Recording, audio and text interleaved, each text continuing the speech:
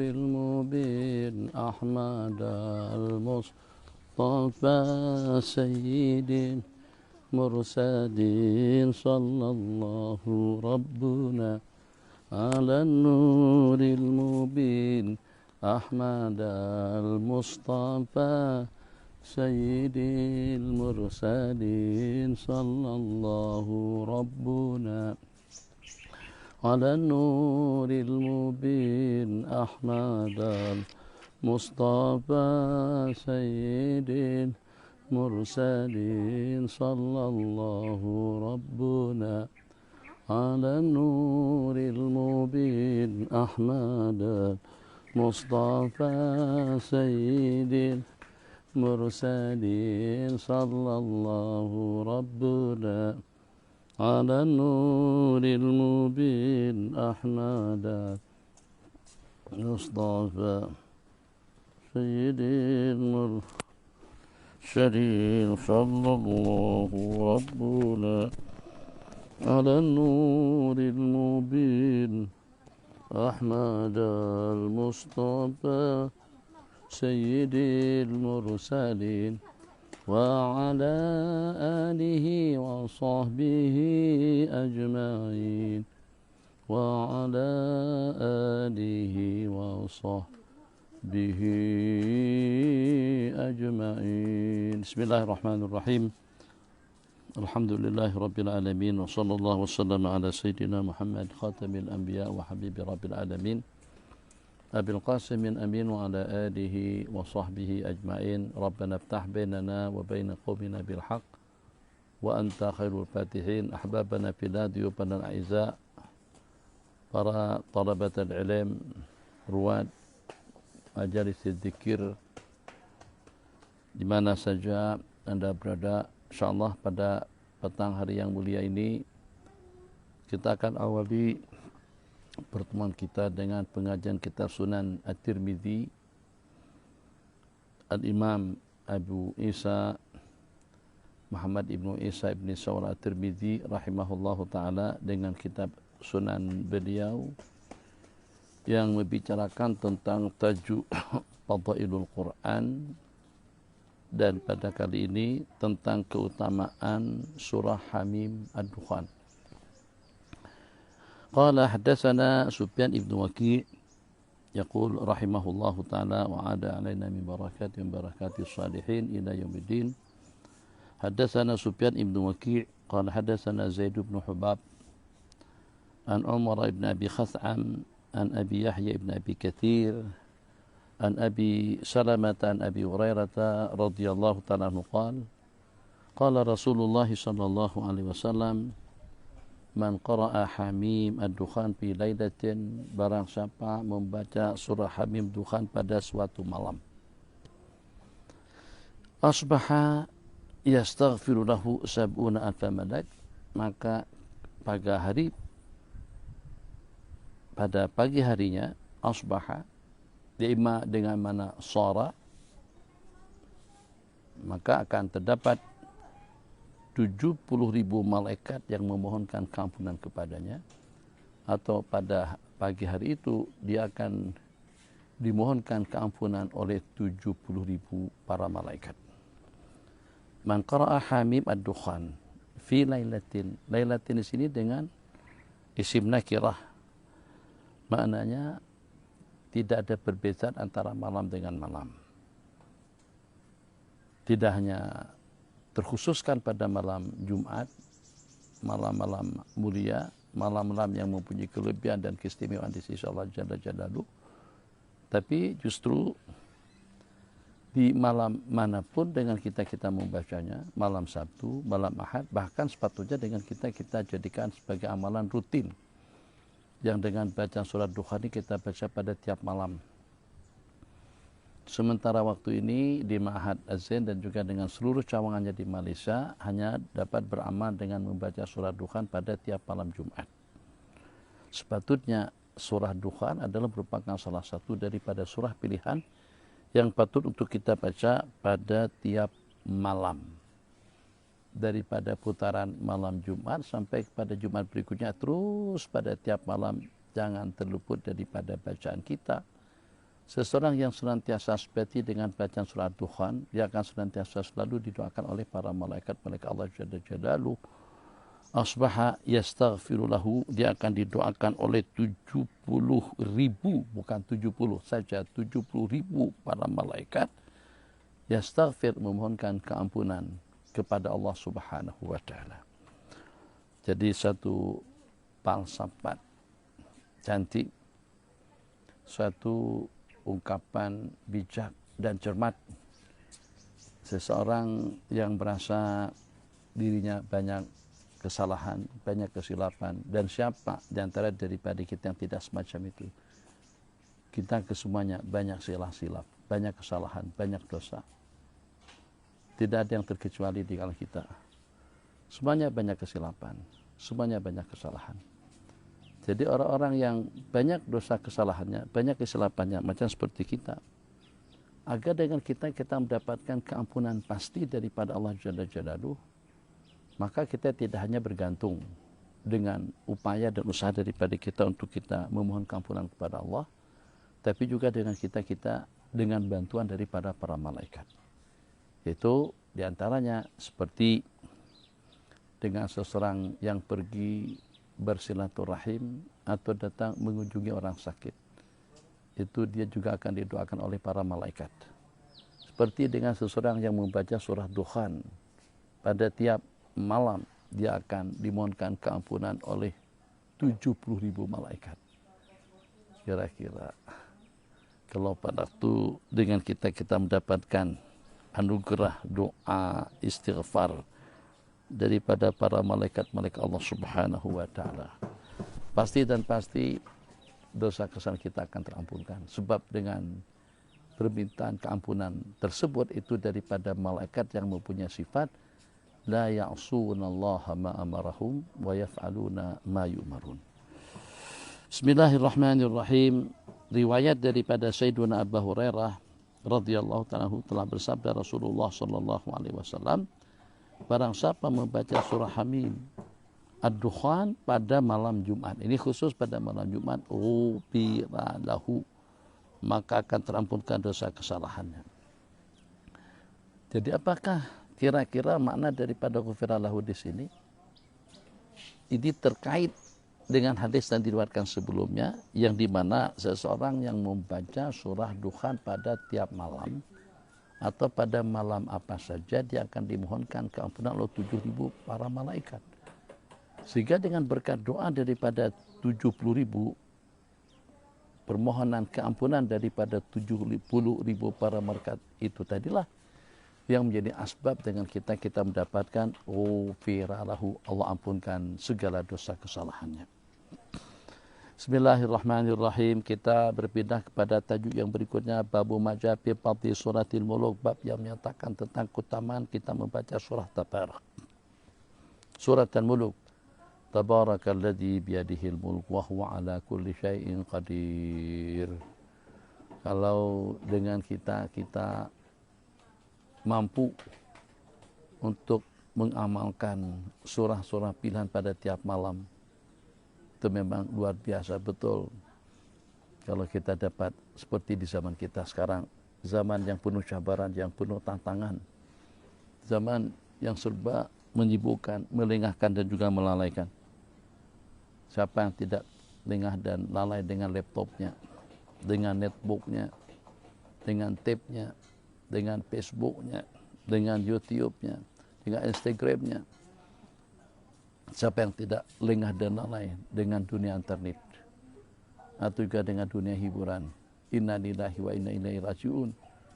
Kalau seperti di zaman kita sekarang, mampu dengan kita membaca seumpama surah Alif Lam Mim Tanzil, surah Yasin, Ad-Dukhan, Al-Waqi'ah, Tabarakal Muluk, kemudian dengan surah-surah yang pendek, Idza Zul, Alhaakumut Takatsur, Qul ya ayyuhal kafirun, tambah dengan muawwidzat yang 3, yaitu 11 surah pilihan.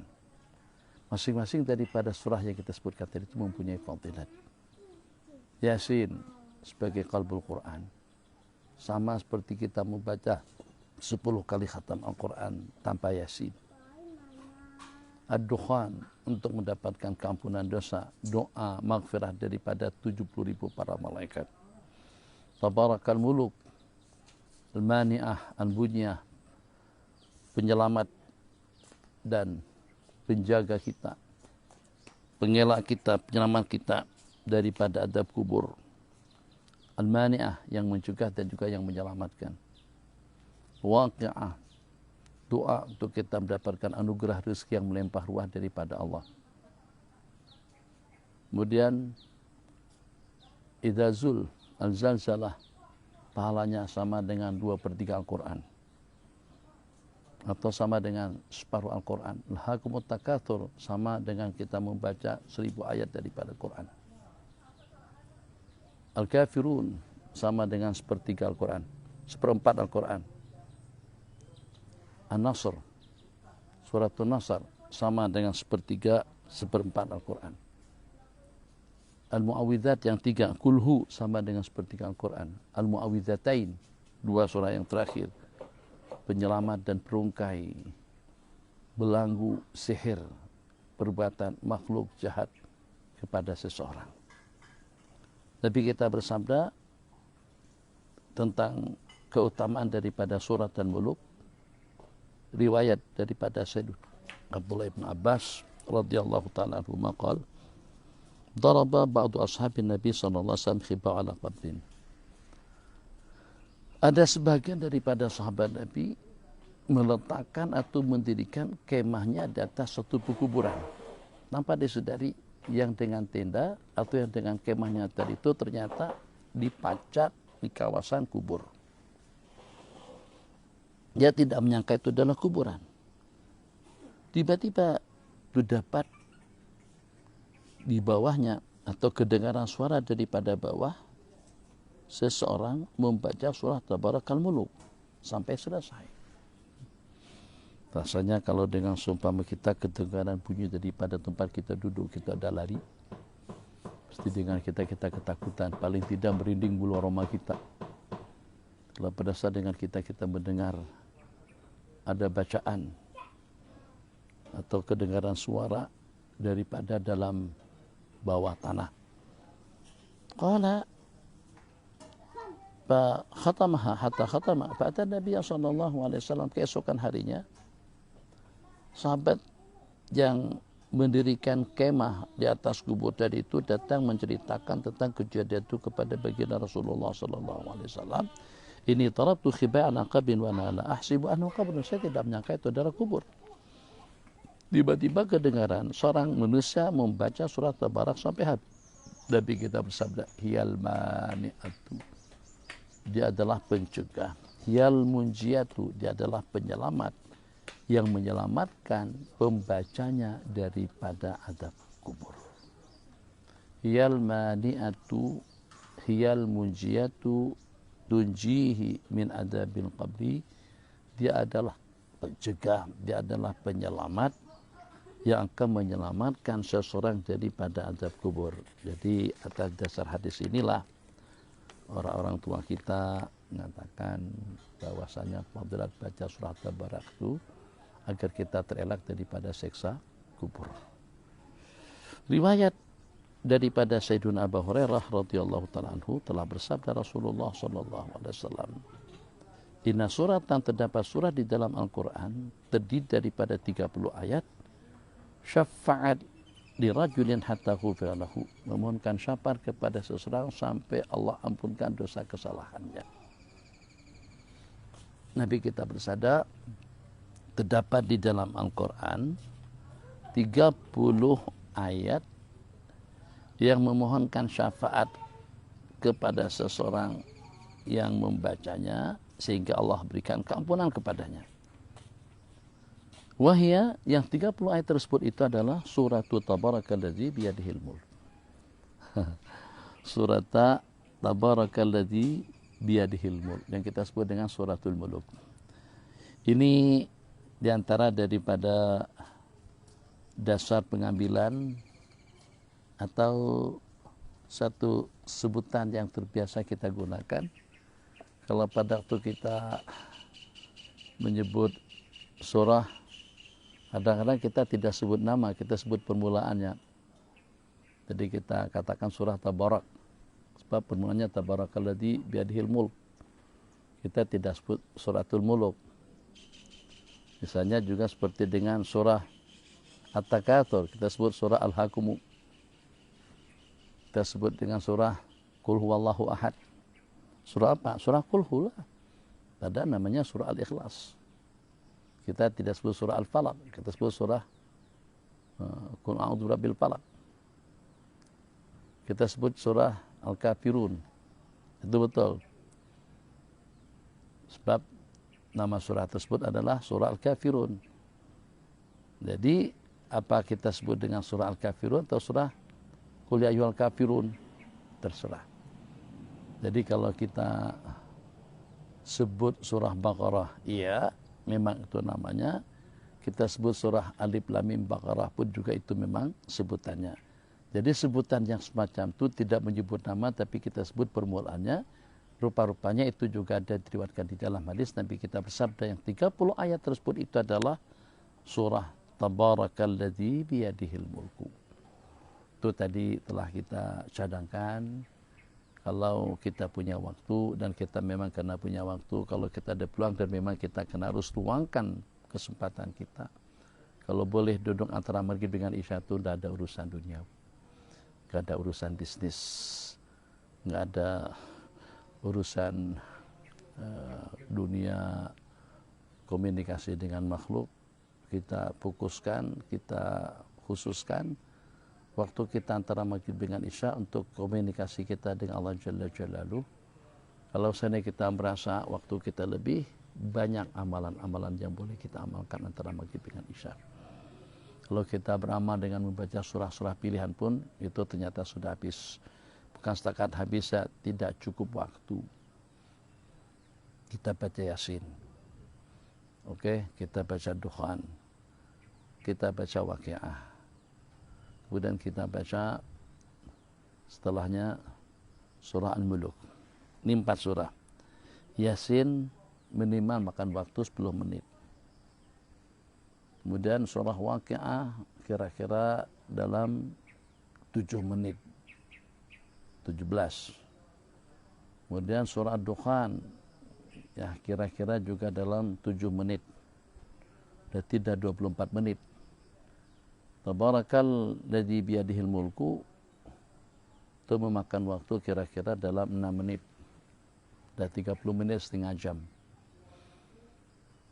Adzan maghrib berkumandang dengan qomatnya itu kira-kira sudah makan masa dalam 10 menit. Kemudian salat maghrib dengan bacaan yang sederhana itu kira-kira makan waktu semuanya dalam 7 ke 10 menit. 10 lagi 20 menit. Wirid daripada la ilaha illallah wahdahu la syarikalah sampai habis itu insyaallah kira-kira dalam 15 menit sudah 35 menit. 35 menit dari sejak adzan maghrib berkumandang. Terus kita iringi dengan salat sunat awabin 6 rakaat. 2 rakaat pertama kita gabung dengan salat maghrib, nambah lagi 2 rakaat jadi 6 kesemuanya. Itu kira-kira dalam 10, 12, 15 menit bergantung pada bacaan. Udah hampir lebih kurang dalam 50 menit. 50 menit terus kita sambung dengan bacaan suar dari itu. Surah Yasinnya, surah Waqiah dengan Ad-Dukhannya, tambah dengan surat Al-Muluk. Itu kesemuanya paling cepat pun dalam 25 menit. Berarti dalam 75 menit. Antara maghrib dengan isya lebih kurang dalam 1 jam 10 menit. Berarti dalam 70 menit. Dalam 70 menit. Alhamdulillah penuh antara maghrib dengan isya. Menghidupkan antara maghrib dengan isya, baik itu dengan salat atau juga dengan amalan, lebih afdal daripada kita berpuasa sepanjang hari. Pada sahabat-sahabat semuanya yang tidak disebutkan dalam dunia pengajian, yang tidak disebutkan dengan dunia dakwah, yang tidak disibukkan dengan dunia kuliah. kuliah tidak ada, dakwah tidak, dan juga kesibukan dalam bertalaki ilmu pun juga tidak, kuliah tidak, berdakwah tidak, mengaji pun juga tidak. Elok luangkan waktu antara maghrib dengan isya itu dengan bacaan surah-surah pilihan yang kita sebutkan tadi, dan jangan terkecuali sembahyang sunat awabin yang 6 rakaat. Itu kita buat acara rutin, kita wajibkan pada diri pribadi kita masing-masing. Insya Allah akan besar manfaatnya, besar keberkatannya, akan besar kesannya dalam kehidupan kita sehari-hari. Karena luangkan waktu, jangan sampai kita tidak pandai meluangkan waktu untuk masa depan kita yang abadi. Sebab kalau kita tidak penuhkan dengan bacaan yang semacam itu, lepas maghrib, lepas zikir, lepas doa, masih ada waktu lagi setengah jam. Itu kalau kita balik rumah, untuk patah balik ke masjid itu susah. Kalau kita ada balik asrama, untuk datang mesti akan masbuk lagi. Nah, jadi usahakan, khususnya dalam dunia pengajian, jangan masbuk. Kita fakuh, kan kita live sekarang ini, jadi kalian standby pada tiap pengajian yang kita adakan. Paling tidak pun tepat waktu kalian sudah berada depan handphone. Khususnya tafakuh An-Nur dan juga Anwar Mahabbah, Makki, Az-Zain. Tiap pengajian yang kita adakan secara online, kalian ikut jadwal waktu. Jangan terlambat. Memang Abi tidak melihat sih, Abi tidak tanya, mungkin juga Abi tidak tahu atau tidak berinformasi. Tapi ikut ukuran takdim, hormat kalian kepada waktu, kepada pengajian dan juga kepada guru-guru yang mengajar. Seperti itulah keberkatan ilmu, martabat, kedudukan yang akan Anda dapatkan, balasannya daripada Allah Subhanahu wa taala. Al-Imam Al-Auza'i atau Al-Adra'i pada seketika ditanya, daripada mana saja hafalan yang berpuluh-puluh ribu buah hadis Rasulullah SAW. Jadi kata Imam Al-Auza'i menjawab, sebab karena saya datang ke majlis ilmu dan selalu berada di sadril majalis, selalu berada di hadapan. Tidak akan mungkin dengan kita boleh berada di hadapan depan tu guru kita pada waktu mengajar, kecuali kalau pada waktu kita datang awal.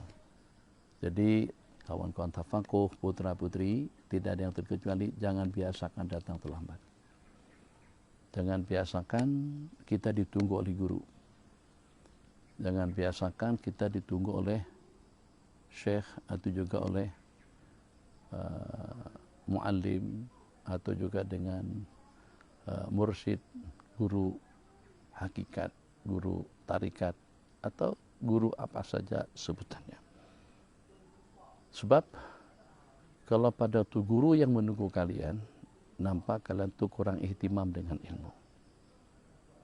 Tidak hormat dengan guru, tidak hormat dengan ilmu, tidak hormat dengan agama, tidak besar untuk supaya agama itu lebih besar daripada diri pribadi, daripada kesehatan, daripada keselamatan, daripada harta, benda dan kekayaannya. Maka mulakan dengan perkara-perkara yang semacam tadi. Kenapa dengan kita ada standby, katakan saja dalam 5 menit sebelum pengajian dimulakan, sebagai tanda ta'zim kita kepada syair, ta'zim kita kepada ilmu agama, sebagai tanda ta'zim kita kepada Allah dan Rasulnya. Macam seperti dengan penonton. Abi pernah nonton film, pernah masuk bioskop atau masuk sinema, kita sebut dengan panggung wayang. Itu tentu kita terasa kecewa atau terasa rugi. Beli tiket mahal, tapi ternyata kita datang terlambat. Atau pada masa kita masuk panggung wayang, ternyata film sudah ditayangkan. Hingga dengan kita ketinggalan cerita yang diceritakan. Kalau seperti itu, dengan seumpama panggung wayang, dan juga dengan seumpama yang pergi ke office sebelum jam kerja dimulakan, atau juga dengan seumpama kita nak terbang menuju destinasi mana saja. Tak ada penumpang datang pada waktu penerbangan sudah terbang. Itu penumpang yang tidak ambil berat, berarti tidak sehat. Kalau sudah terbang baru datang. Setelah bas berangkat baru datang. Setelah kapal berlayar baru datang. selepas kapal terbang baru sampai. Itu mungkin dalam sepanjang hidupnya adalah pengalaman dalam 2-3 kali, tapi disebabkan kena jam, terlambat. Tapi secara sengaja itu tidak pernah berlaku. Mesti kita datang awal, check in 1 jam sebelum terbang. Itu kalau untuk domestik. Untuk internasional minimal dalam 2 jam sebelum terbang kita sudah check in. Nah, sekarang kita nak boarding dengan ilmu, nak boarding dengan para malaikat, kita nak boarding dengan ridha dan rahmatnya Allah Jalla Jalaluhu. Jangan dibiasakan. Nampak tapaku terlambat. Habis perhatikan, nampak ada yang terlambat tadi itu. Usahakan tuh kita datang awal. Kalau seandainya pada pukul 6, yang sekarang 5.30 kita terlambat, kita datang awal 5 menit. Ataupun juga tepat waktu Anda datang pada pukul 7.30 pengajian kita dengan Sunan Ibnu Majah yang kita mulai dengan bacaan hizib al-wiqayati wan najat, atau seperti pengajian pukul 12 tadi itu. Anda sudah datang tapi ternyata Abi belum live. Habiskan waktu itu dengan zikir. Selamat, cerah, terang hati kita. Sallallahu Rabbuna ala nuril mubin Ahmadal Mustafa Sayyidil Mursalin. Yang walaupun ada kemungkinan pramugara dan pilot terlambat datang, tetap saja kita datang awal. Apa bedanya? Ini kita untuk terbang boarding menuju destinasi. Ya ini kita nak terbang boarding untuk menuju ridhanya Allah, rahmatnya Allah, maghfirahnya Allah Jalla Jalaluhu. Jadi usahakan untuk melaksanakan salat 5 waktu seawal mungkin. Untuk berada di majlis ilmu, majlis zikir seawal mungkin. Kalau tidak boleh awal pun jangan sampai duluan guru kita datang. Wal'iyadu billah, tak bagus dan tidak cantik kalau pada waktu pengajian sudah berlangsung dan juga sudah bermula, baru dengan kita nak berkira, baru dengan kita nak buat persiapan, baru dengan kita nak datang. Itu kecintaan kita memang kurang terhadap ilmu dan juga terhadap kebenaran. Kecintaan kita kurang, mahabbah kita kurang, makrifah kita kurang, kerinduan kita kurang kepada insan yang diturunkan surah Iqra bismi rabbikal ladzi khalaq kepada beliau Sayyiduna Rasulullah sallallahu alaihi wasallam. Orang yang merindui baginda Nabi saja, orang yang cinta kepada baginda Nabi saja, orang yang hormat dan ta'zim kepada syair agama dan juga kepada syair yang tadi sampaikan oleh baginda Nabi saja yang akan mendapatkan kehormatan, kemuliaan di sepanjang hidup dunia dan akhirat. Yang diantara daripada anugerah yang Allah berikan kepadanya, ru'yatuhu, bermimpi, bertubuh, melihat Rasulullah sallallahu alaihi wasallam. Bismillahirrahmanirrahim. Qala salasuna ayatan di dalam Al-Quran yang memohonkan syafaat kepada si pembacanya sehingga sampai dia mendapatkan keampunan dosa. Jadi surah Tabarakal Muluk, 1 jadi pembela, kedua akan jadi pencegah dan penyelamat daripada azab kubur, dan yang ketiga untuk kita mendapatkan keampunan dosa. Makna daripada syafaat, dia akan tetap membela, memohon, mengharap sampai dengan bahasa hatta, tetap dia akan memohon, tetap dia akan minta sampai dengan orang yang membacanya itu diampunkan oleh Allah Subhanahu wa taala. Bismillahirrahmanirrahim. Riwayat daripada Sayyidina Jabir bin Abdullah radhiyallahu taala anhuma qala anna nabiyya telah bersabda, anna nabiyya daripada Sayyidina Jabir bin Abdullah radhiyallahu taala anhuma, sesungguhnya baginda Rasulullah sallallahu alaihi wasallam tidak akan tidur kecuali setelah Nabi kita membaca Alif Lam Mim Tanzil dengan Tabarakal Muluk. Dengar Kakak Nismah?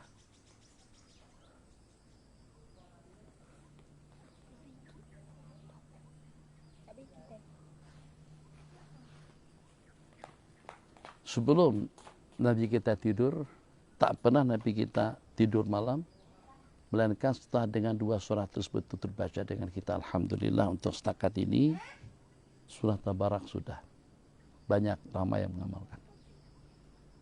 Tapi belum terbaca lagi surah Alif Lam Mim Tanzil.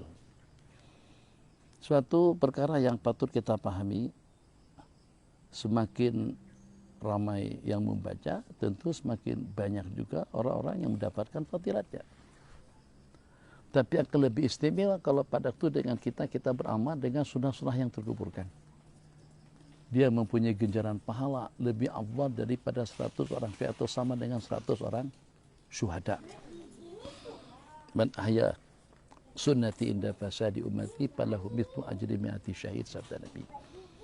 Barang siapa menghidupkan sunnahku yang sudah mati terkuburkan, inda fasadi ummati, di waktu dalam keadaan umat sudah menjadi fasid, sudah menjadi rusak, dalam suasana babak belur, orang sudah tidak dapat membedakan antara halal dan haram, baik dan buruk. Siapa yang patut dijadikan sebagai panutan, siapa yang patut dijadikan sebagai ikutan, pendapatnya siapa yang patut untuk kita pertahankan. Kita sudah jadi bimbang, ragu dan bingung. Zaman suasana seperti di keadaan kita, seperti dengan keadaan kita sekarang ini, menghidupkan kembali, mengamalkan kembali, membaca, melakukan amalan-amalan sunat, pahalanya sama dengan 100 orang syahid. Yang orang ramai tinggalkan, kamu jangan tinggalkan. Yang orang ramai tak buat, kita lakukan. Yang orang ramai tak peduli, kita ambil kepedulian kita. Yang sudah memasyarakat, itu sudah tidak ada, kita hidupkan kembali.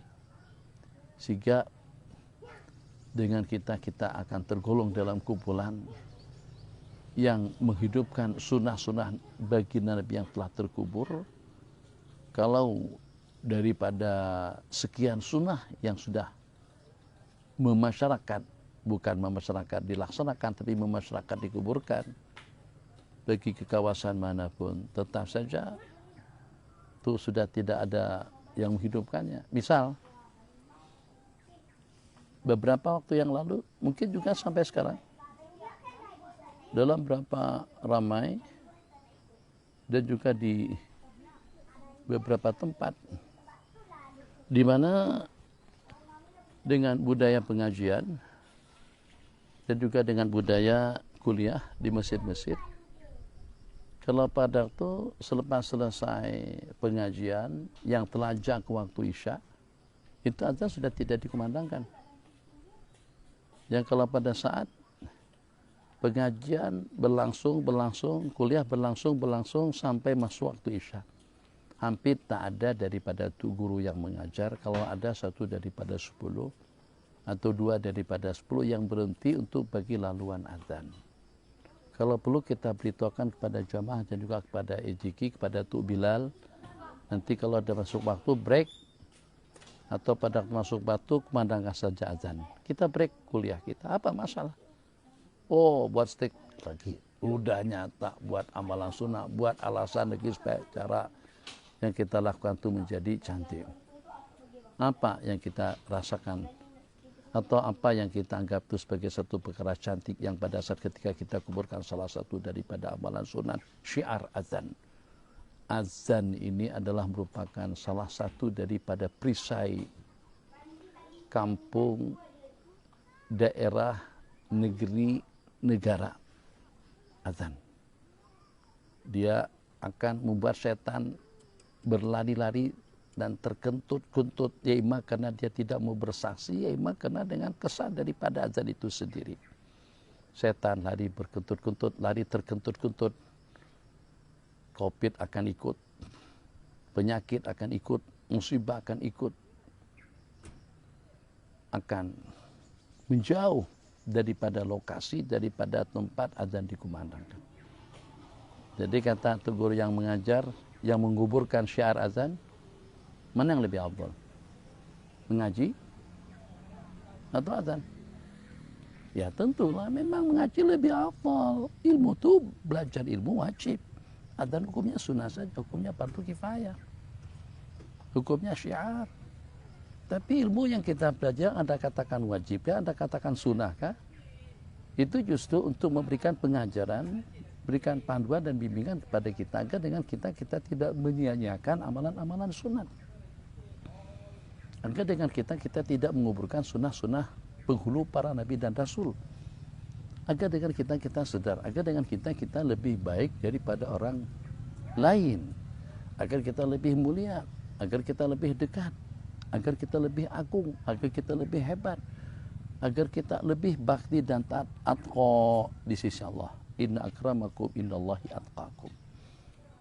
Kalau mengaji yang walaupun hukumnya untuk sebagian ilmu adalah fardu ain, hukumnya fardu, tapi amalan-amalan sunnah kita kuburkan, itu tidak terlalu bijak atau tidak bijak langsung.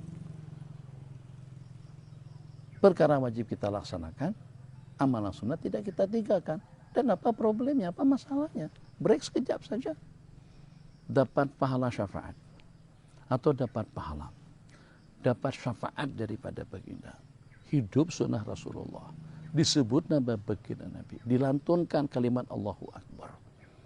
Didengar oleh segenap makhluk. Bersaksi ke semuanya. La yasma'u bada sautil mu'adzini insun wala jinun. Wala syajarun, wala madarun, wala hajar illa syahida lahu bihi yaumal qiyamah. Tidak akan mendengar dengan lantunan azan suara muadzin yang berkumandang. Tidak didengar oleh manusia ataupun juga jin. Pokok kayu, batu, tanaman, segenap makhluk akan bersaksi kepadanya pada hari kiamat. Itu patutkah kita kuburkan, hai tu guru, hai Pak Kiai, hai Maulana, hai Tuan Syekh, hai PSD, hai MI? Tidak sewajarnya. Tapi itulah yang sudah memasyarakat. Yang walaupun kadang-kadang keterlambatannya itu tak lama mana. Adzan sepatutnya berkumandang pada pukul 8.30. Masuk waktu Isya. Pengajian telajak dikit sampai pada pukul 8.40. 10 menit saja. Kumandangkan azan. Lantunkan azan pada saat ketika itu. Jangan dikuburkan. Selalunya setelah selesai pengajian, dah langsung qomat. Allahu Akbar, Allahu Akbar. Qomat untuk orang di dalam. Maka dengan makhluk-makhluk ada di sekeliling, supaya kelihatan kita ini berdosa dan bersalah. Apa kesalahan tanaman dan tumbuh-tumbuhan? Seketika tidak kita mendengarkan lantunan azan yang mengandungi takbir Allah yang maha besar. Pernyataan daripada kita akan disaksikan oleh segenap makhluk. 4 kali kita lantunkan Allahu Akbar, Allahu Akbar, Allahu Akbar, Allahu Akbar. Kemudian lantunan 2 kalimat syahadat yang akan membawa kita ke dalam surga. Nak kita persaksikan kepada segenap makhluk yang ada di sekeliling kita, apalagi kalau digunakan sound system yang bagus. Kemudian dengan 2 kalimat syahadat menyaksikan kita kepada baginda Rasulullah SAW. Kemudian kita menyuruh orang ramai kepada hayya 'alas shalah. Karena salahlah Nabi kita dipanggil untuk Isra Mi'raj. Nabi kita bukan setakat tinggalkan ahli keluarga, tinggalkan segala-galanya dalam rangka untuk menerima kewajiban salat. Maka jangan sampai Anda kepada sesiapa saja, tidak terkecuali ijiki, pengelola masjid, penjaga masjid, tuk siap masjid, tuk bilan masjid, menghalang orang daripada salat agar kita tidak menjadi orang yang tergolong dalam kumpulan afara'aita alladhi yanha 'abdan idza shalla. Afara'aita, coba beritahu kepadaku tentang seorang hamba yang mencegah orang lain untuk melaksanakan salat. Jangan sampai dengan kita tertolong dalam kumpulan yang menjauhkan manusia daripada Allah Jalla Jalaluhu. Covid ya Covid, penyakit ya penyakit, tapi tidaklah sampai kepada tahap yang dengan kita meninggalkan kewajiban yang diwajibkan Allah kepada kita. Allah Maha Kuasa, Allah Maha Pengasih, Allah Maha Penyayang, Allah Maha Mengetahui. Ini hambaku datang ke masjid untuk mendirikan syiar, untuk mendirikan kewajiban, untuk melaksanakan perintahku. Kita dengan anak saja, dengan hati kita sudah tergugah. Akhirnya kita yang tadinya mungkin barangkali marah, protes, komplain, atau juga benci, tapi pada waktu dia perkenankan permintaan kita atau seruan kita, siapa yang tidak tergugah hatinya? renyuh, renyah atau renyuh, renyah, gimana dengan bahasanya.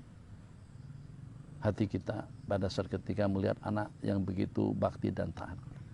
Itu baru manusia yang cuman hanya mendapatkan lempiasan sikit daripada yang sedikit daripada rahmatnya Allah. Tahu tak kalian, kepada semua pihak Allah memiliki 100 rahmat. 99 rahmat yang Allah sisakan, satu rahmat saja yang Allah turunkan. Dengan satu rahmat, satu daripada 100 tadi itu wujudnya kasih sayang antara sesama kita, antara sesama makhluk. Cumana dengan semua jenis, semua makhluk menyayangi anaknya, menyayangi pasangannya. Kasih sayang segenap makhluk Allah yang hidup di atas permukaan bumi, yang hidup di dunia ini, itu baru satu daripada rahmatnya Allah. Yang satu daripada rahmatnya Allah yang terbagi kepada triliun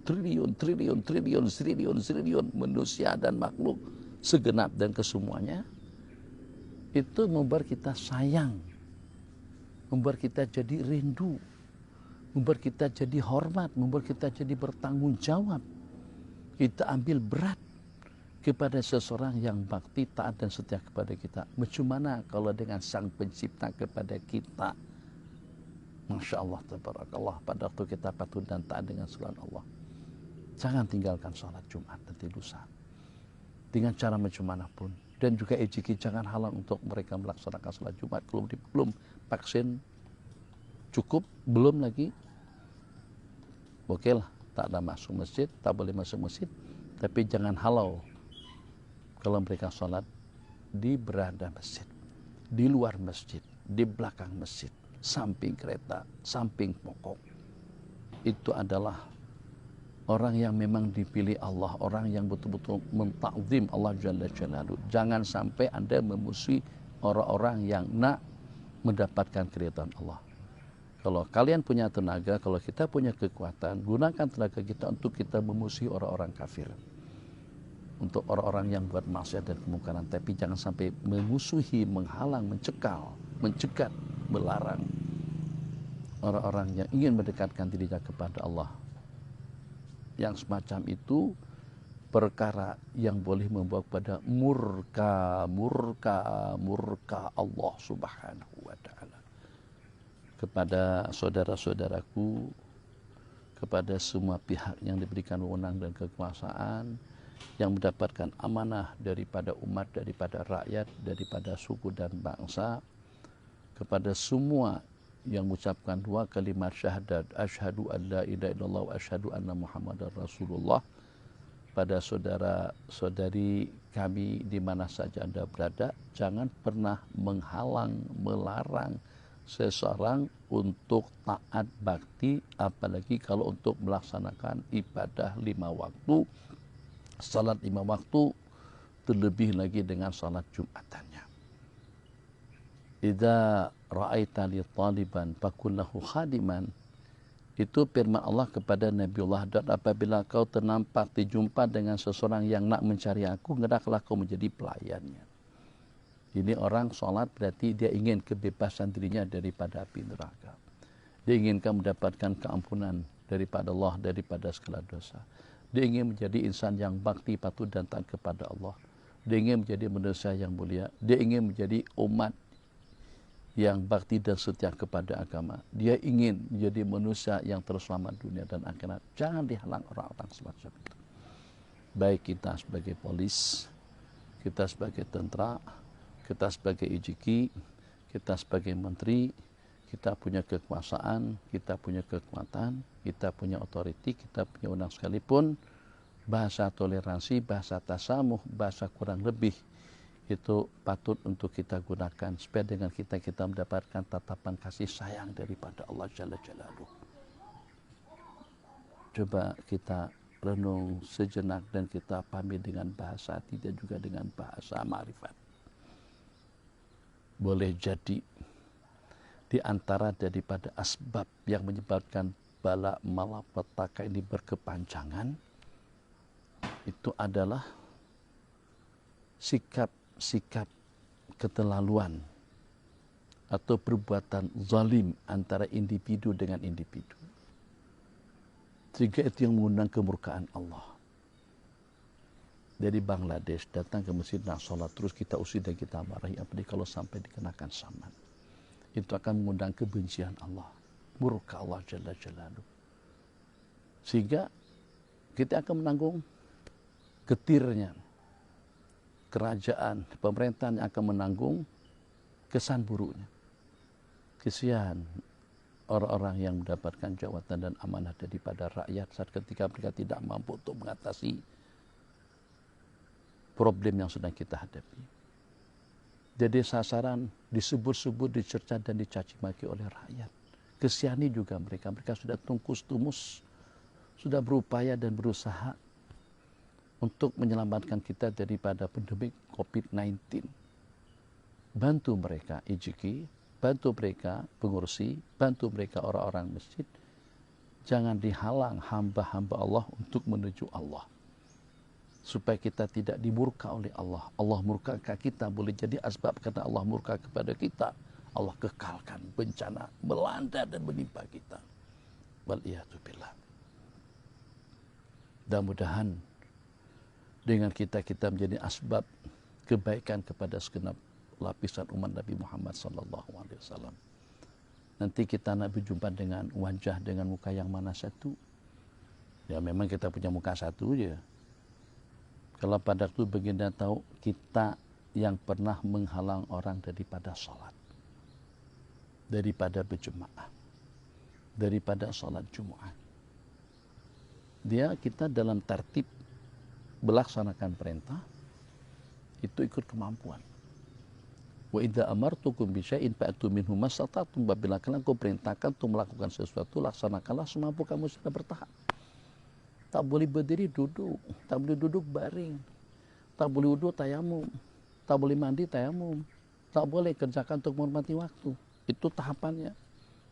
Tak boleh dalam masjid, luar masjid, tak boleh di luar jauh, tak boleh samping kereta, tak boleh di dataran, tak boleh mana-mana saja lah. Sampai pada tahap yang terakhir buat salat Jumat dengan 3 orang makmum. 4 orang atau 2 orang pun juga boleh. Imam dan makmum pun juga boleh.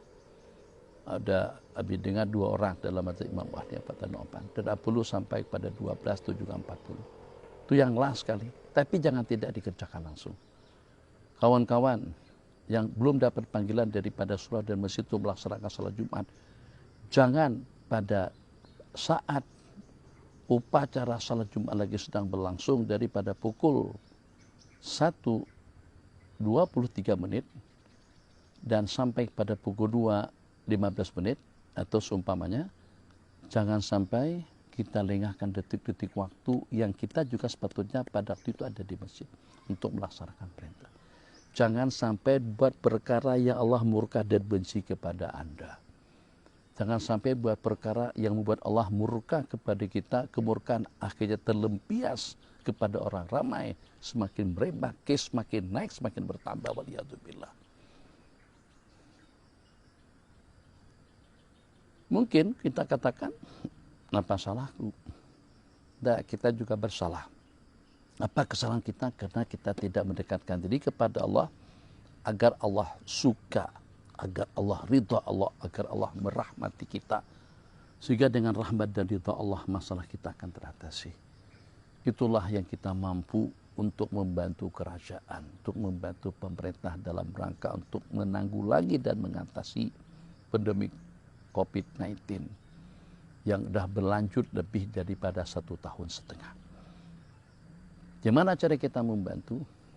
Patuh, taat, setia, bakti kepada Allah dan jangan larang sesiapapun untuk melaksanakan perintah Allah, bakti dan taat kepada Sang Pencipta Jalla Jalaluh. Bismillahirrahmanirrahim. 2 amalan, 1 sudah kita amalkan, yang satunya lagi kita niatkan. Sebelum Nabi kita tidur, Nabi kita akan baca surah Tabarakal Muluk dan juga dengan surah Alif Lam Mim Tanzil As-Sajdah. Maja'a fi idza zulzilati, bab yang menyatakan tentang fadilat kita membaca surah idza zulzilatil, surah Al-Zalzalah. Riwayat daripada Sayyiduna Anas bin Malik radhiyallahu ta'ala anhu qala, telah bersabda Rasulullah sallallahu alaihi wasallam, barang siapa membaca idza zulzilatit udilat lahu binisfil Quran, itu mengimbangi bacaan separuh Al-Quran. Dan barang siapa membaca qul ya ayyuhal kafirun, itu mengimbangi pahala membaca seperempat Al-Quran. Dan barang siapa membaca qul huwallahu ahad udilat lahu bithulusil Quran, mengimbangi pahala kita membaca sepertiga Al-Quran. Riwayat daripada Sayyiduna Abdullah bin Abbas, telah bersabda Rasulullah sallallahu alaihi wasallam, izal zulzilat menandingi separuh Al-Quran. Qul huwallahu ahad mengimbangi sepertiga Al-Quran. Qul ya ayyuhal kafirun mengimbangi seperempat Al-Quran. Riwayat yang lain, Sayyidina Anas bin Malik meriwayatkan bahwasanya Rasulullah SAW telah bersabda kepada seseorang laki-laki daripada sahabat beliau, hal tazawwajta fulan, apakah awak sudah kawin? Pendengar, hal tazawwajtum, apakah kalian sudah kawin? Mungkin jawabannya daripada pelajar, belum. Jawabannya daripada yang dewasa, sudah. Sudah satu lah. Hal tazawwajta ya fulan? Jadi kata sobat jawab, la wallahi ya Rasulullah, belum lagi. Wala indi ma tazawwaju, sampai aku juga tidak punya duit untuk aku menikah. Belum, karena aku tidak punya untuk aku menikah. Nabi kita bersabda, apakah tidak ada dengan kamu qul huwallahu ahad? Ya tentu ada. Itu adalah sepertiga Al-Quran. Apakah tidak ada bersama kamu idza ja'a nasrullahi wal fathu? Ya tentunya. Itu juga adalah seperempat Al-Quran.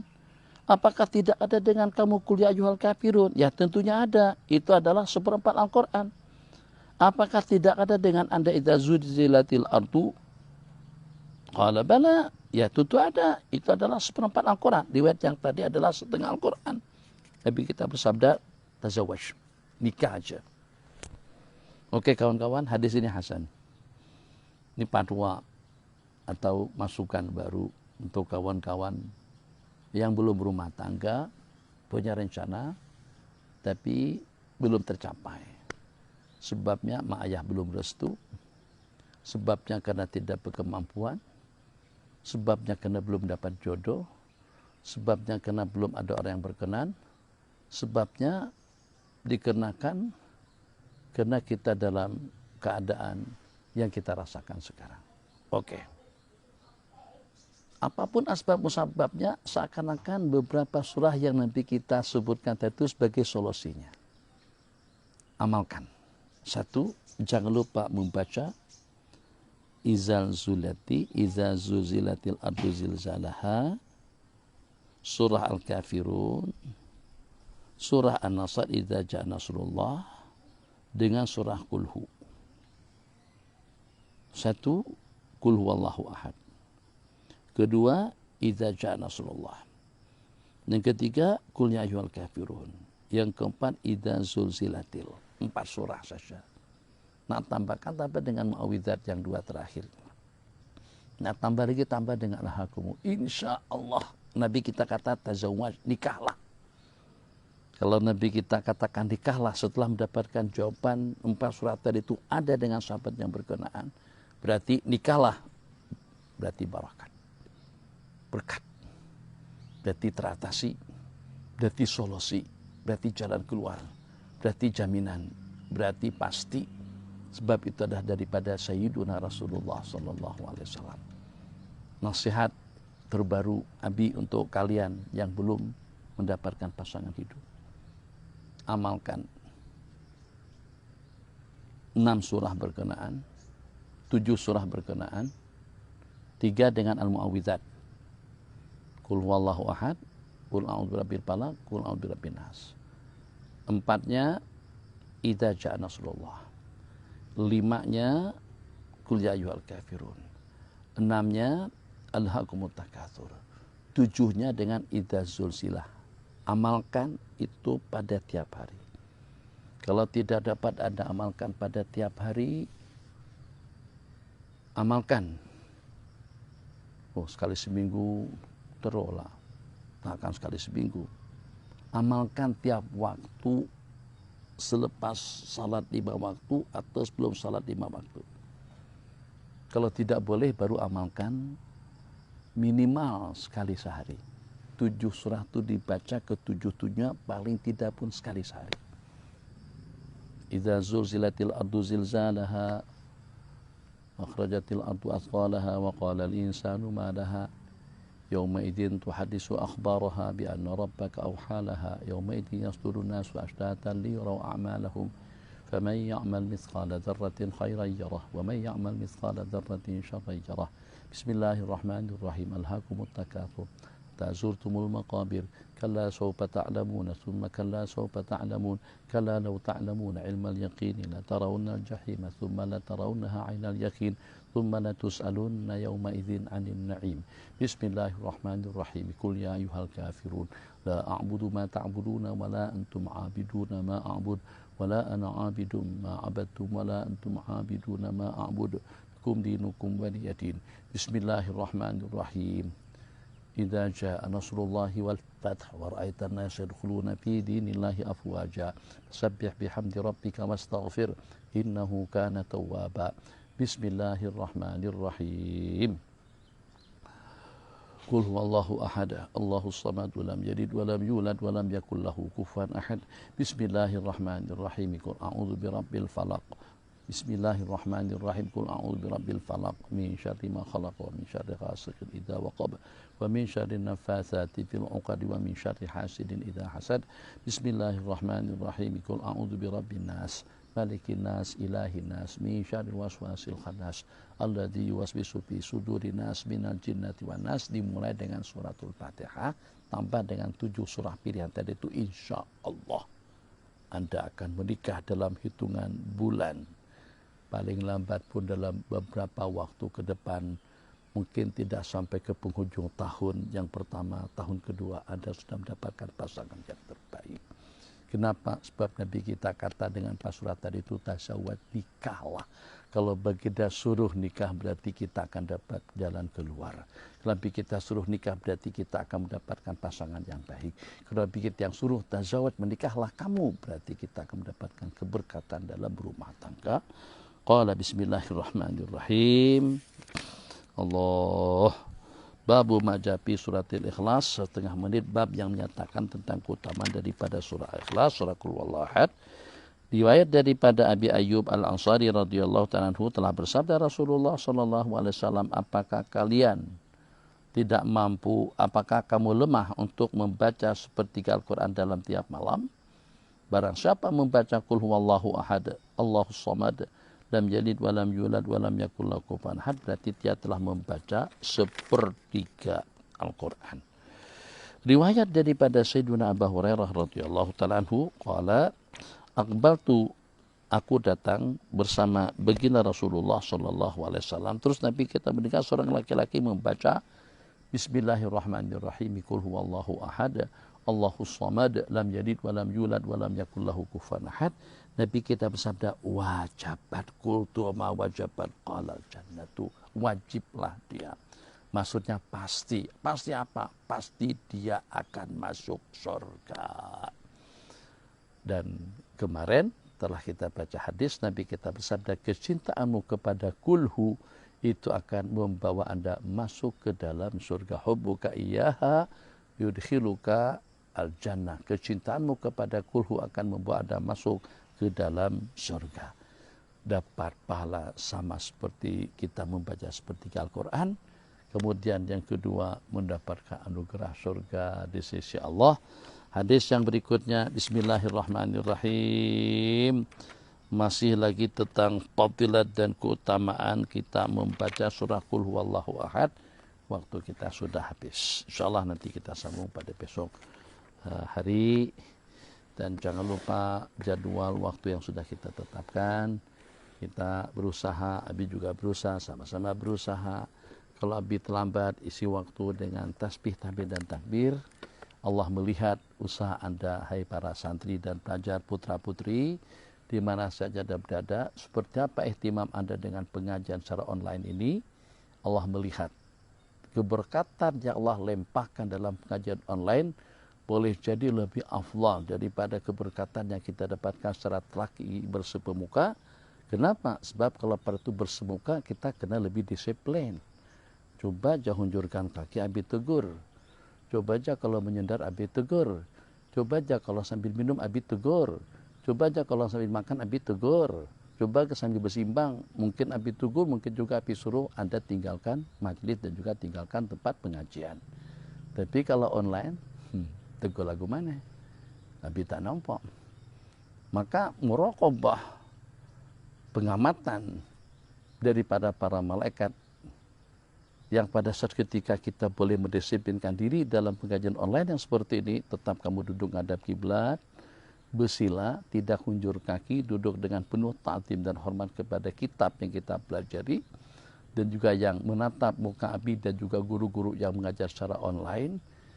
Memang kita betul-betul memberikan tumpuan, yang pertama ketulusan, yang kedua ikhlas, yang ketiga dan juga pada masa yang sama dengan menjaga adab-adab di majelis ilmu, itu tidak hanya akan mendapatkan penyasan, tapi akan dikagumi oleh para malaikat-malaikat Allah, dan Anda akan mendapatkan restu dan ridho daripada mereka. Dan secara lebih khusus, kalau baginda pun melihat Anda satu waktu online, pada waktu live dari jauh, ternyata kamu dapat untuk mengawal pergerakan, duduk hormat dan takzim, pasti Nabi kita suka. Pasti Nabi kita ridho dan senyum. Kalau Allah dan Rasulnya ridho kepada kita kena dengan peradaban yang bagus tadi itu, pasti dan pasti kita akan mendapatkan yang terbaik. Apa yang terbaik? Anda tidak akan dapat menghayalkannya. Sebab hanya Allah saja yang maha mengetahui, yang maha memberi dan juga yang maha mengatur atas segala-galanya. Bismillahirrahmanirrahim. Wa sallallahu ala sayyidina Muhammadin wa ala alihi wa sahbihi ajma'in. Faslun fi nubazin, dalam beberapa nubzah, dalam beberapa cerita tentang ketawadhuan daripada Sayyidina Abi Bakr As-Siddiq radhiyallahu taala anhu. Yang kemarin kita sampai kepada cerita Sayyidina Umar ibn Khattab yang mengintai-ngintai siapa sih sebenarnya yang datang untuk memberikan layanan istimewa kepada perempuan tua yang buta itu sebelum aku. Sebelum Sayyidina Umar datang ke tempat wanita tua, ternyata semuanya sudah kemas. Piring, mangkok, pinggan sudah dibasuh. Sediaan baju sudah dikutip dan juga sudah dilipat. Rumah sudah kemas rapi, keperluan sudah terpenuhi. Diintai-intai sama Sayyidina Umar. Rupa-rupanya itu adalah Sayyidina Abi Bakrin radhiyallahu ta'ala anhu, yang pada waktu itu belum masih jadi khalifah lagi. Ayo, siapa kira-kira khalifah di zaman kita? Gak payahlah jadi khalifah, gak mesti jadi presiden, gak mesti jadi menteri. Cukup setakat diuja. Cukup sekedar yang berhormat. Kira-kira di tempat yang terpencil jauh, kepada perempuan tua, buta, miskin, siapa yang nak melayan? Wanita tua, orang tua seperti itu. Kalau kita layan pun mesti kita pergi dengan kameramen. Tuh dengan wartawan, bawa kamera, pemimpin berhati rakyat, untuk dapat sokongan kembali supaya kita terpilih untuk menjadi yang berhormat. Itu hebat, luar biasa, Masya Allah, tabarakallah. Ya Allah, saksikanlah kami cinta kepada para sahabat secara keseluruhan, dan secara khusus kepada yang 10, dan lebih khusus lagi kepada yang 4, dan secara akhasi khusus kepada Sayyidina Abu Bakar dan juga kepada Sayyidina Umar radhiyallahu ta'ala anhuma. Riwayat daripada Abi Nuaim dan juga yang lainnya daripada Abdurrahman Al-Asbihani, qala jal Hasan ibn Ali ila Abi Bakar. Datang Sayyidina Hasan ibni Ali radhiyallahu ta'ala anhuma kepada Sayyidina Abu Bakar radhiyallahu ta'ala anhu, sedang beliau sedang berada di atas mimbar Rasulullah sallallahu alaihi wasallam. Faqala, kata Sayyidina Hasan, turunlah daripada tempat khutbah orang tuaku itu. Maksudnya turunlah Tuan Khalifah daripada mimbar kakekku itu, maksudnya Rasulullah, tuanku itu sallallahu alaihi wasallam. Jadi dengan penuh tawadhu diomongin seperti itu oleh seorang budak kecil. Kata Sayyidina Abu Bakar, sadaqta, innahu majlisu abika. Betul, itu memang adalah tempat kakeknya kamu. Itu adalah tempat kakeknya kamu atau tempat tuannya kamu.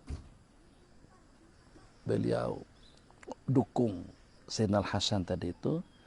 Beliau dudukkan di atas asuhan beliau dan menangis. Wa baka Sayyidina Abu Bakar As-Siddiq seketika mengangkat cucu baginda Nabi Sayyidina Al-Hasan dan mendudukkan beliau pada asuhan. Beliau menangis.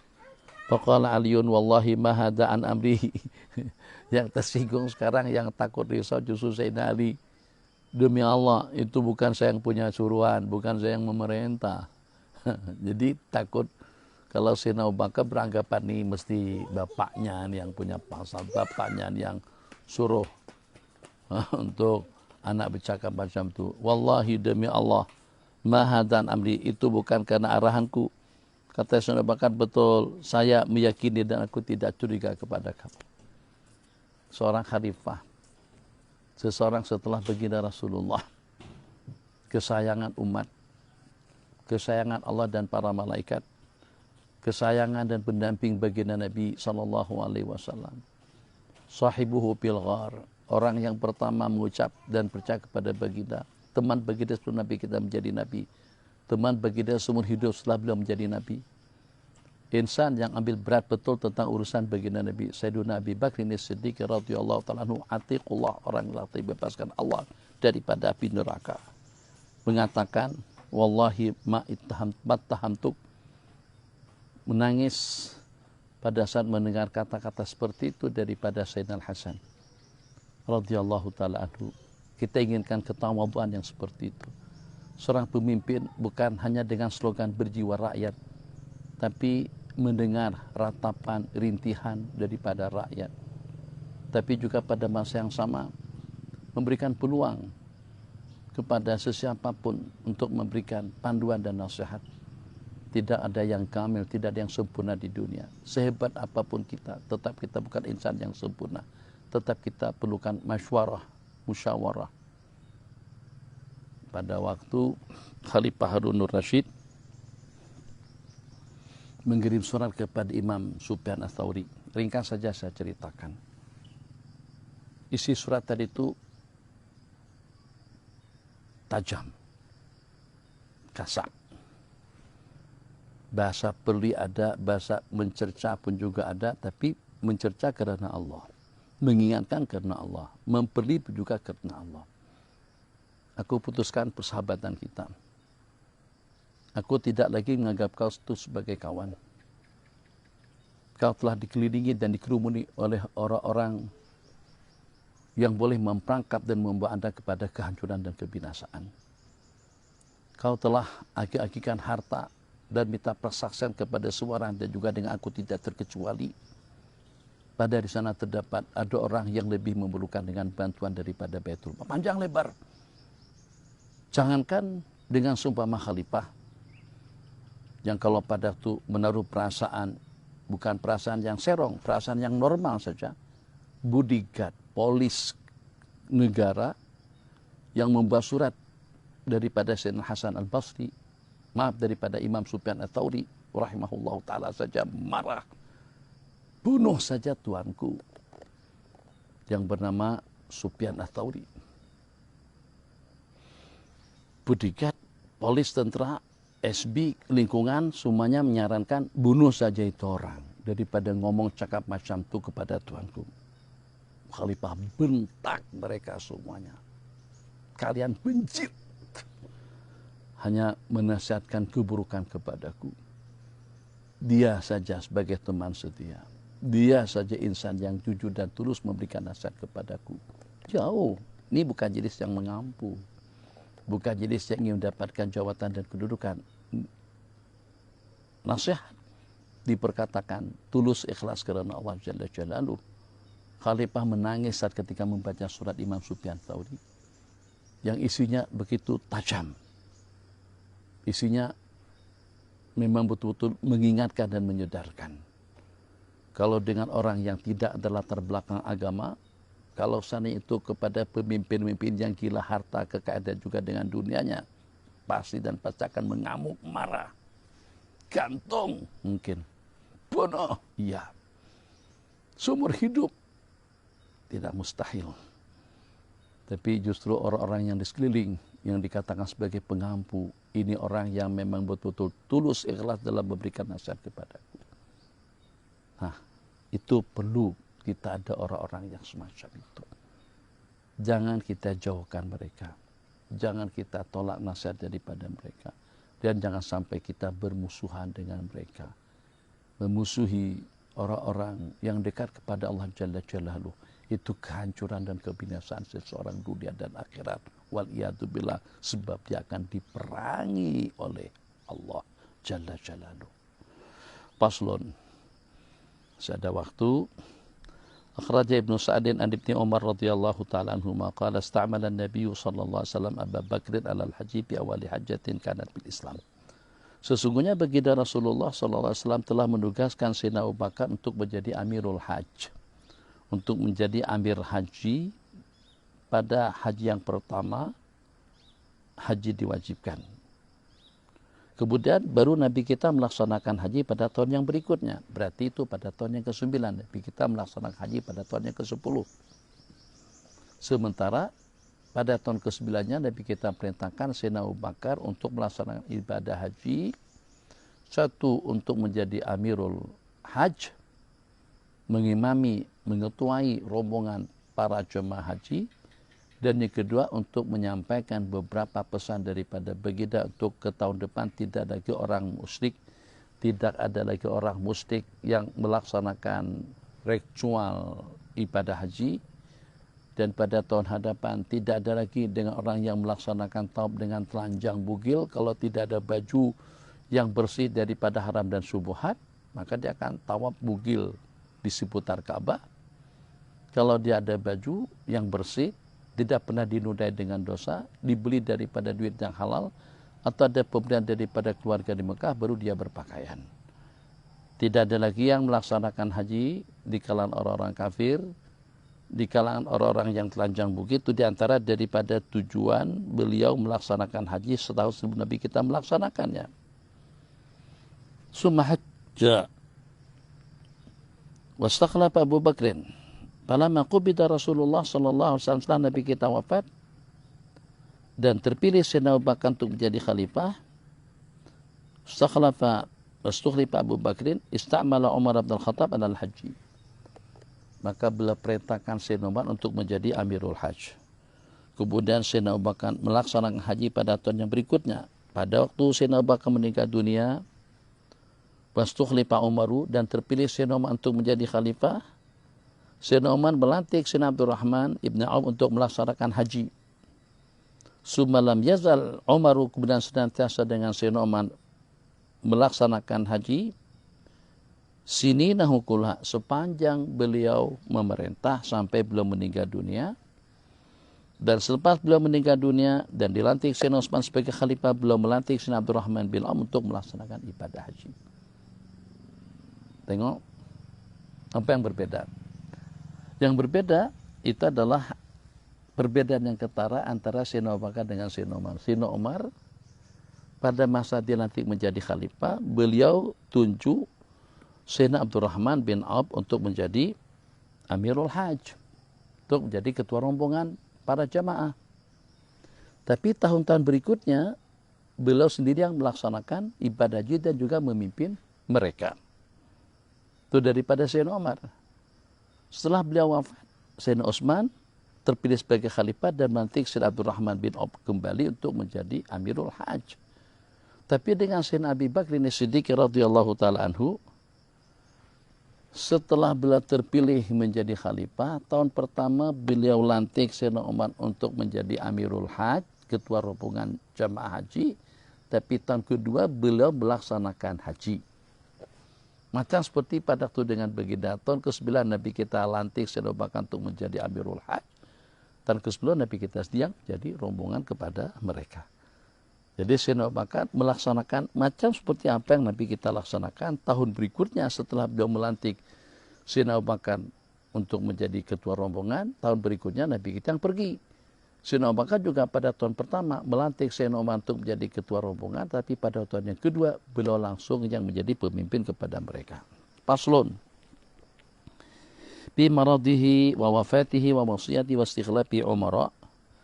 Pasal yang menyatakan tentang saat sakit dan wafatnya khalifah, dan juga wasiat beliau dan pelantikan Sayyidina Umar sebagai pengganti. Akhraja Syaibun wal Hakim daripada Sayyidina Abdullah ibn Umar radhiyallahu ta'ala anhu maqala, sesungguhnya sababu mauti Abi Bakrin, sebab meninggalnya Sayyidina Abu Bakar, sebab yang membawa kepada kematian Khalifah Abi Bakrin As-Siddiq radhiyallahu ta'ala anhu itu adalah wafat Rasulullah sallallahu alaihi wasallam. Karena sababu mauti Abi Bakrin wafat Rasulullah sallallahu alaihi wasallam.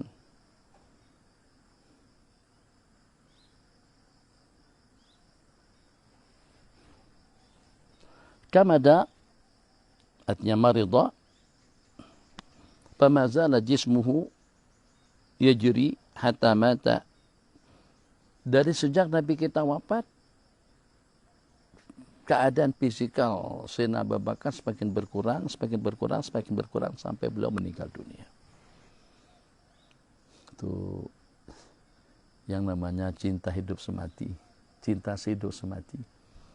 Sang kekasih mati duluan, yang ditinggalkan bukan teringin juga mau mati, tidak, tapi tetap mengenang suasana indah, detik-detik waktu bersama dengan sang kekasih yang telah pergi, sehingga sampai memberikan kesan kepada kesehatan dan keafiatan sampai kepada membawa kepada kematian. Kharaja Ibnu Sa'ad wal Hakim bi sanadin sahih daripada Imam Ibn Syihab Az-Zuhri, ana Abu Bakar wal Harith bin Kildah. Sayyidina Abu Bakar dengan Harith bin Kildah, kedua-duanya yakulani khaziratan, memakan jenis makanan. Khaziratu jenis daripada makanan yang terdapat di dalamnya yang diproses daripada tepung dan juga ada dapat potongan daripada daging. Namanya khazirah. Uhudiyat Abi Bakrin. Yang makanan tadi itu dihadiahkan kepada Sayyidina Abu Bakar. Saya ini udah pakai obat nyamuk, tapi masih digigitnya juga. Itulah dikatakan nyamuk ini memberi pelajaran kepada kita. Yang di situ ada bahaya, namanya obat nyamuk. Maksud dari obat nyamuk, pemati nyamuk, pemabuk nyamuk, pengopit nyamuk. Tapi nyamuk tak takut-takut, tetap saja dia gigit saya. Sini, ini tangan, dah merah kan, nampak bengkak tak. Alhamdulillah, sini juga nih. Pagi tadi itu saya sakit ini, ada masa baca hizib, masa mengajar kitab Sunan Ibnu Majah, tadi saya bergaru-garu macam tu. Itu orang nampak. Jadi masa saya sarapan pagi, ada yang nampak merah di sini. Kan itu bekas gigitan nyamuk kah? Ya bekas gigitan apa lagi? Takkan gigit sama orang rumah. Maaf, gurau je. Bismillahirrahmanirrahim. Nyamuk punya keberanian seperti itu. Kalau nyamuk mati syahid kah? Dapat pahala kah? Tapi dia berani melawan. Kita tidak ingin seperti nyamuk sebab nyamuk tak ada akal. Kita ada akal. Tapi pada masa yang sama kita kena berpikir. Jangan sampai dengan kita tidak ada usaha dan upaya untuk kita meraih ridho, rahmat, maghfirah, kasih sayang Allah Jalla wa'ala. Harus kita miliki satu keberanian dalam hidup, dalam rangka untuk mendapatkan rahmat dan ridha kasih sayang daripada Allah Jalla Jalaluh. Harus kita punya pendirian. Jangan sampai dengan kita ima'ah, manusia yang ikut-ikutan. Kalau orang ramai berbuat baik, dia juga berbuat baik. Kalau orang ramai berbuat jahat, dia juga ikut berbuat jahat. Walakin wattin anfusaka, tapi tegaskan sikap dan pendirianmu. Itu generasi insan-insan, manusia-manusia yang dikehendaki oleh Allah dan Rasulnya. Pada saat dua orang tadi itu makan bersama, qala al-Harits Abi Bakar, irfa' yadaka ya khalifat Rasulillah, wallahi inna fiha la summa sanatin. Jadi kata Al-Harits Ibni Kildah, angkat tangan Tuan Khalifah daripada makanan itu. Di sana ada terdapat racun setahun. Summa sanatin, maksudnya racun yang memberi kesan dalam setahun. Setahun out. Kesan racun itu dalam sepanjang tahun. Atau kesan racun itu setelah 1 tahun. Hati-hati. Inna fiha la summa sanatin. Wa ana wa anta namutu fi yaumin wahid. Dan anta dengan aku akan mati pada hari yang sama. Kata Harits Ibni Kildah. Parafa, maka saudarakan pun langsung menarik tangan beliau. Falam yazala, maka senantiasalah kedua-duanya alila ini dalam keadaan sakit sampai kedua-duanya meninggal dunia pada hari yang sama di penghujung tahun. Masya Allah, tabarakallah. Falsafat, pengamatan, firasat pada Al-Harits di Kildah yang dapat merasakan di situ ada racun yang dimasukkan, yang diserapkan ke dalam makanan yang dimakan oleh mereka berdua pada saat ketika itu. Mungkin untuk kita cam di situ ada racun, banyak orang yang boleh tahu. Tapi untuk katakan kita akan mati pada hari yang sama, itu satu perkara yang luar biasa. Dan mati di penghujung tahun, summa sanatin, racun setahun, kesannya selepas 1 tahun. Ya Allah ya Arhamar Rahimin. Jadi ini nampak bercanggah dengan hadis yang diriwayatkan sebelumnya. Ya, nampak kelihatan seperti bercanggah. Sebab tadi dikatakan yang menjadi asbab wafatnya Sayyidina Abu Bakar itu kena sedih. Karena wafatnya baginda Nabi. Itu boleh jadi, itu tidak bercanggah sebenarnya. Disebabkan kena kemakan racun. Dan juga pada masa yang sama disebabkan kena sedih atas meninggalnya baginda Rasulullah SAW. Terkumpul antara dua sebab itulah yang membuat wafatnya baginda Abu Bakar. Akhrajal Hakim an Sya'bi qala madza natawaqqa'u, apa yang kita duga tentang dunia, apa yang kita duga daripada dunia yang hina. Madza natawaqqa'u min hadhihi dunya, maksudnya apa yang kita duga, apa yang kita nantikan, apa yang kita tunggu daripada dunia yang hina dina ini. Di saat dua sang kekasih Allah Jalla Jalaluh mati kena racun. Waqad summa Rasulullah sallallahu alaihi wasallam wa summa Abu Bakar. Nabi kita pernah diracunin dan Nabi kita rasakan kesan daripada racun itu pada hari-hari terakhir beliau, dan Nabi kita wafat kena diracunin. Insan yang paling mulia. Ternyata tertipu atau ternyata dunia telah menipunya, telah menganiayanya. Kemudian orang yang kedua setelah Sayyidina Rasulullah SAW, apakah kira-kira merasa kita lebih aman? Atau kita merasa aman? Yang kita tidak akan ditipu dayanya? Yang kita tidak akan diperangkapnya? Yang kita tidak akan diganggunya? Kalau dengan insan yang paling mulia saja, ternyata dunia tetap tidak bertoleransi. Asbab karena dunia dengan racunnya yang menyebabkan kematian baginda dan juga dengan Sayyidina Abu Bakar. Maka bukan satu hal yang mustahil kita secara keseluruhan juga akan tertipu daya, akan ditipu dan diperangkap oleh dunia. Baik dengan tipu daya secara lembut diperangkap secara halus atau juga dengan secara gersang dan sadis, wal iyadu billah. Riwayat daripada Al-Waqidi dan juga daripada Imam Al-Hakim daripada Sayyidatuna Aisyah radhiyallahu ta'ala anha qalat kana awwalu bad'i maradi Abi Bakr, permulaan sakit Sayyidina Abu Bakar tu annahu, beliau mandi pada hari Senin. 7 hari telah berlangsung daripada bulan Jumadil Akhirah.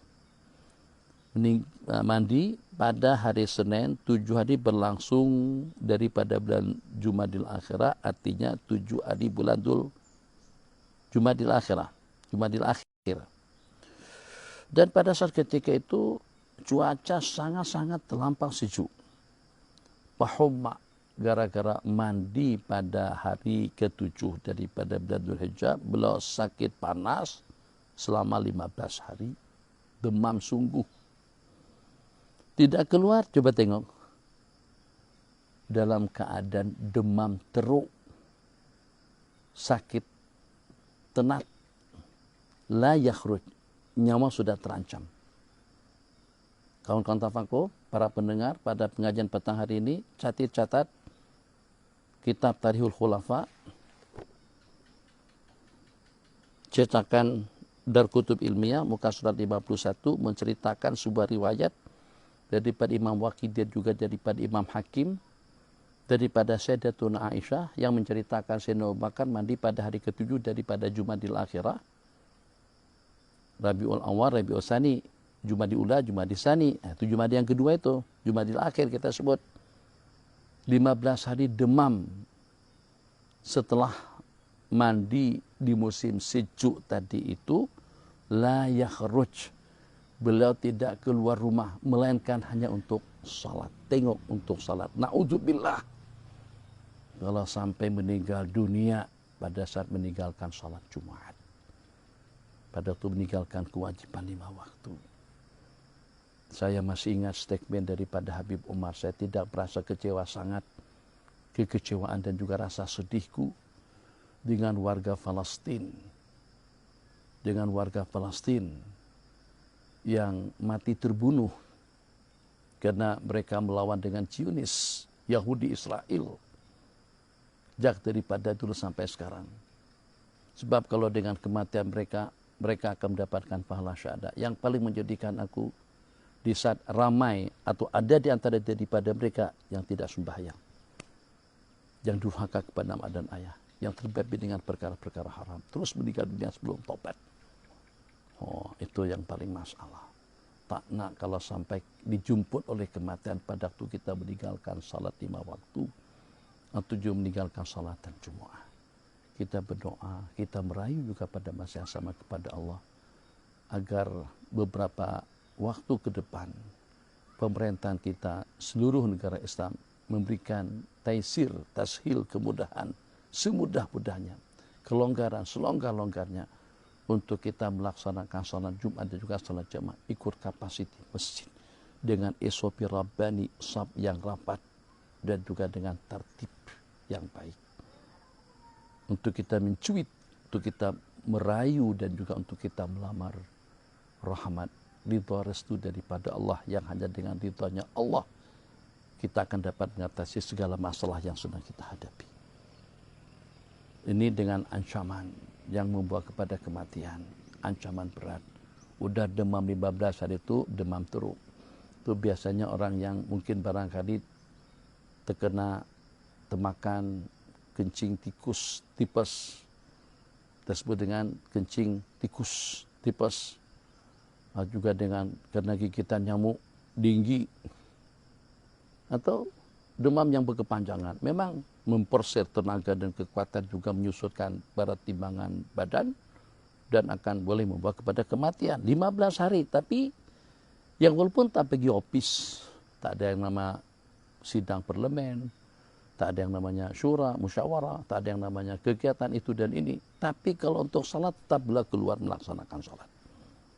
Ini coba didengar oleh kawan-kawan yang dengan semudahnya mengatakan tutup masjid.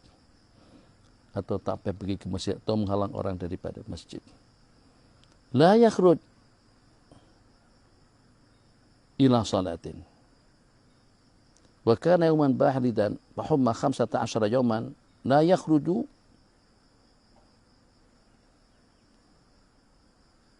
ila salatin wa tufiya lailata ats-tsulasa li samanin baqina min jumadal akhirah sanata salasa asyrata walau salasun wa situna sanatan. Coba tengok nusah kalian. La yakhruju ila salatin. Ada ilahnya tak? Jadi dia mempunyai makna yang kontrak. Kalau nuskhahnya la yakhruju ila salatin, tidak keluar rumah kecuali kalau untuk melaksanakan salat, berarti tidak ada aktiviti, keluar hanya untuk melaksanakan salat. Tapi kalau tidak ada ilahnya, la yakhruju ila salatin, sakit selama 15 hari, tidak keluar untuk melaksanakan salat, berarti selama 15 hari dengan beliau tidak pergi ke masjid. Kalau seperti itu pun donasi yang betul, tetap saja karena beliau sakit tenat, sakit teruk. Kalau dengan redaksinya la yakhruju, tidak keluar rumah kecuali hanya untuk melaksanakan salat, itulah yang kita rasakan. Sebab dengan panduan dan ikutan baginda Abi Bakr As-Siddiq radhiyallahu taala anhu, itu adalah kepada baginda Nabi, sampai Nabi kita dalam keadaan tenat berudu 3 kali, sampai ketiga kalinya Nabi kita pitam, kali keempat Nabi kita baru berjak untuk dipapa, bukan sehat, terseret kedua belah kaki dan dipapa untuk melaksanakan salat berjamaah. Meninggal dunia pada malam As-Sulasa, 8 hari tersisa daripada bulan Jumadil Akhirah. Jadi kalau kita hitung 15 hari demam, 7 hari yang telah berlalu daripada bulan Jumadil Akhirah, berarti 15 tambah 7, 22. Tersisa 8 hari lagi daripada bulan Jumadil Akhirah, beliau meninggal dunia dengan usia 63 tahun. Coba tengok, sampai usia pun sama dengan usia baginda Rasulullah SAW. Orang yang mahabbah, orang yang cinta, itu akan senantiasa selalu senasib dengan orang yang dicintainya. Kalau memang benaran cinta, akan senasib dengan orang dicintainya. Summa qala wa akhraja Ibnu Sa'din wa Ibnu Abi Dunya Nabi Safan qala dakhalu ala Abi Bakrin fi maradihi faqalu ya khalifata Rasulillah. Mereka datang berkunjung mencari Sayyidina Abu Bakar pada waktu beliau sakit, dan seraya menyanyikan kepada khalifah, ala nad'ulaka tabiban yang duru ilaik, apakah Tuan Khalifah berkenan untuk kami panggilkan dokter, tabib, ahli perobatan, pakar spesialis untuk memandang, untuk mencek up, melihat gangguan yang mengganggu. Qala qad nadhara ilayya. Faqalu madza qala lak? Qala ini fa'alun lima urid. Kenapa kita berhenti di sini? Mereka datang dan menasihatkan atau menyarankan, minta restu, minta izin, berkenankah kalau kami panggilkan tabib, pakar spesialis perobatan, untuk melihat, untuk mendeteksi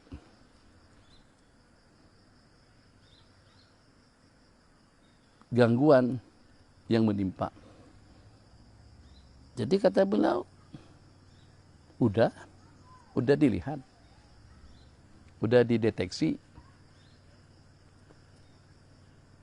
Jadi kata mereka, habis apa sih yang dikatakan oleh tabib itu? Apa sih yang dia katakan? Jadi kata Sayyidina Abu Bakar menjawab, perkataannya, ini fa'alun lima urid. Aku sangat-sangat melakukan apa yang aku kehendaki.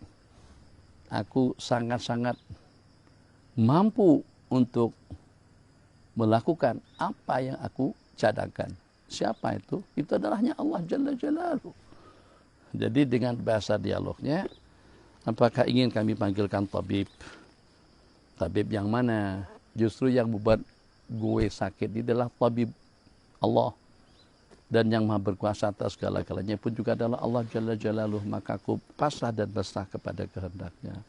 Hadza billahi taufik wa ila liqa'il akhir. Kita jumpa kembali nanti pada esok hari. Mudah-mudahan semuanya dan tidak ada yang terkecuali selalu mendapatkan penjagaan, pelindungan, pemeliharaan daripada Allah dunia dan akhirat.